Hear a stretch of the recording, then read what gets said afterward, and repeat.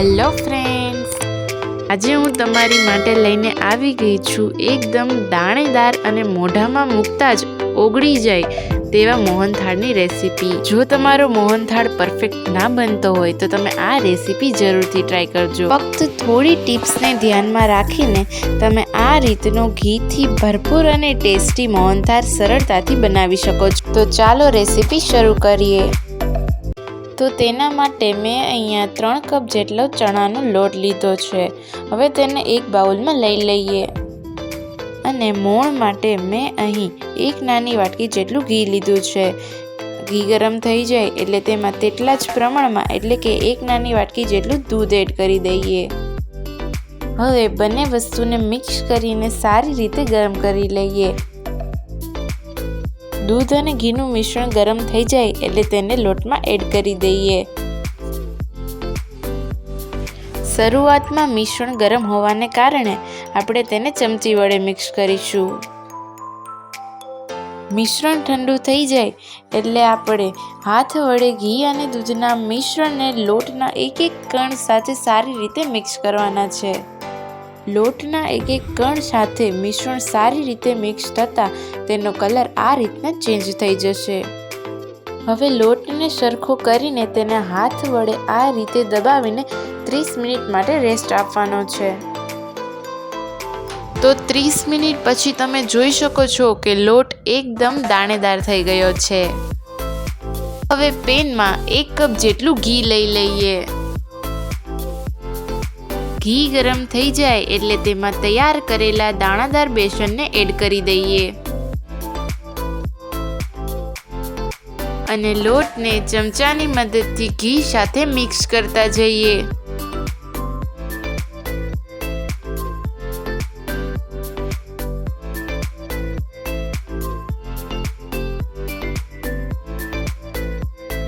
અને લોટ થોડો મિક્સ થઈ જાય એટલે ફરી અડધા કપ જેટલું ઘી એડ કરી દઈએ।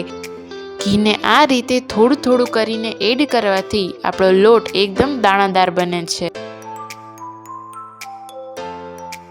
તમે જોઈ શકો છો કે લોટમાંથી ઘી છૂટું પડી રહ્યું છે।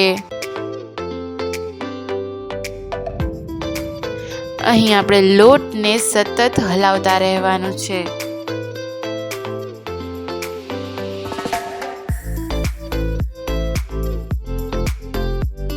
હવે આ સમયે લોટમાં થોડી મલાઈ એડ કરીને તેને લોટની સાથે સારી રીતે મિક્સ કરવાની છે અને સાથે તેમાં થોડું દૂધ એડ કરીને તેને પણ સારી રીતે મિક્સ કરવાનું છે।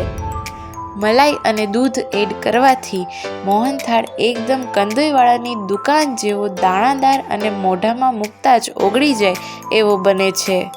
તમે તેની જગ્યાએ થોડા માવાનો પણ ઉપયોગ કરી શકો છો।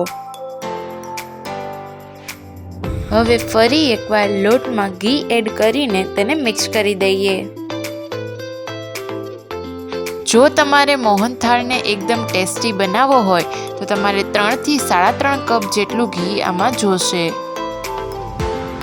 સારો મોહનથાળ બનાવવા માટે તેના લોટને શેકવાની ટિપ્સ પણ ધ્યાનમાં રાખવી પડે છે।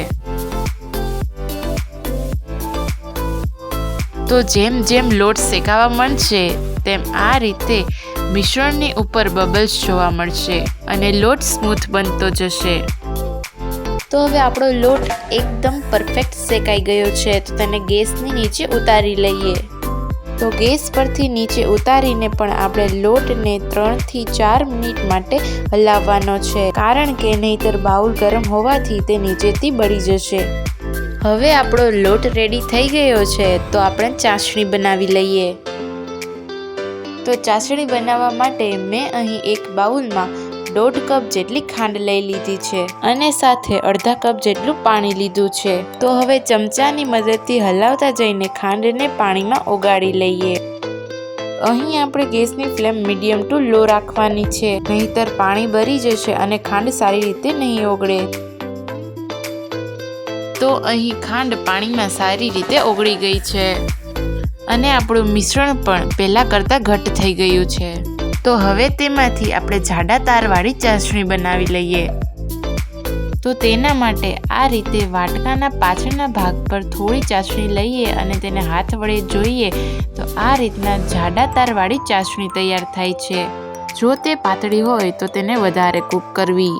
અને હવે ચાસણીમાં 1 પિંચ જેટલો ઓરેન્જ ફૂડ કલર એડ કરી લઈએ. ફૂડ કલર એડ કરવો ટોટલી ઓપ્શનલ છે. અને હવે ચાસણીમાં અડધી ચમચી જેટલો એલચી પાવડર એડ કરી દઈએ. તેનાથી સ્વાદ વધારે સારો આવે છે. અને હવે તૈયાર કરેલી ચાસણીને લોટમાં એડ કરી દઈએ અને તેને થોડીવાર માટે હલાવી લઈએ. થોડીવાર માટે હલાવવાથી આપણું મિશ્રણ ઘાટું બને છે. તો અહીં આપણું મિશ્રણ ઘટ થઈ ગયું છે. હવે તેને એક પ્લેટમાં કાઢી લઈએ. તો તેના માટે મેં અહીં એક પ્લેટને ઘીથી ગ્રીસ કરી લીધી છે. તો તેમાં આપણા બેટરને એડ કરી લઈએ અને તેને પહેલા ચમચાની મદદથી અને પછી વાટકીના પાછળના ભાગથી આ રીતે સેટ કરી લઈએ અને તેને બદામ અને પિસ્તાની કતરંગ વડે ગાર્નિશ કરી લઈએ અને તેને 5 થી 6 કલાક માટે રૂમ ટેમ્પરેચર ઉપર સેટ થવા દઈએ. સેટ થતી વખતે ઘી આ રીતે કિનારી અને સપાટી ઉપર આવી જાય છે, પરંતુ થોડી વાર પછી તે તેની જાતે જ જામી જાય છે. તો તમે જોઈ શકો છો કે 5 થી 6 કલાક થઈ ગઈ છે અને મોહનથાળ સેટ થઈ ગયો છે અને સાથે કિનારી પરનું ઘી પણ જામી ગયું છે. તો હવે તેના ઊભા અને આડા પીસ કરી લઈએ. તો થોડીક ટિપ્સને ધ્યાનમાં રાખીને એકદમ સહેલી રીતે અને માવાના ઉપયોગ વગર એકદમ દાણેદાર અને મોઢામાં મૂકતા જ ઓગળી જાય એવા મોહનથાળની જો આ રેસીપી તમને ગમી હોય તો વિડીયોને લાઇક, શેર અને કમેન્ટ કરવાનું ન ભૂલતા અને હજી સુધી જો ચેનલને સબસ્ક્રાઈબ ન કરી હોય તો કરી દેજો.